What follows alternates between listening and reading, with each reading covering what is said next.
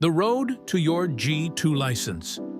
Once Alex gets her G1 license, she'll need to gain driving experience under the supervision of a fully licensed Class G driver with at least 4 years of experience.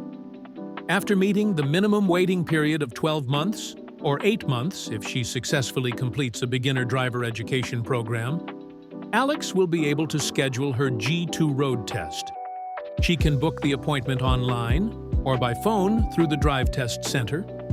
She'll want to practice essential driving skills like turning, parallel parking, and lane changes.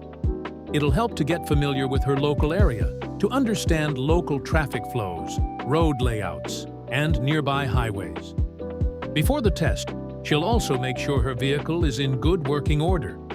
On test day, Alex will head to the Drive Test Center with a suitable vehicle, her G1 license, valid ID, and proof of insurance.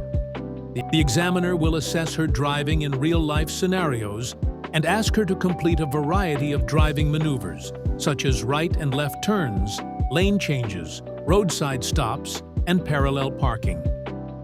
If she passes, she'll receive a temporary G2 license valid for 90 days. Her permanent card will arrive in 4 to 6 weeks. If she doesn't pass, she can retake the test as long as her G1 hasn't expired. However, she will need to wait for the next available booking, which could take a few weeks, and pay the retest fee. With the right preparation, Alex will be ready to hit the road on her own.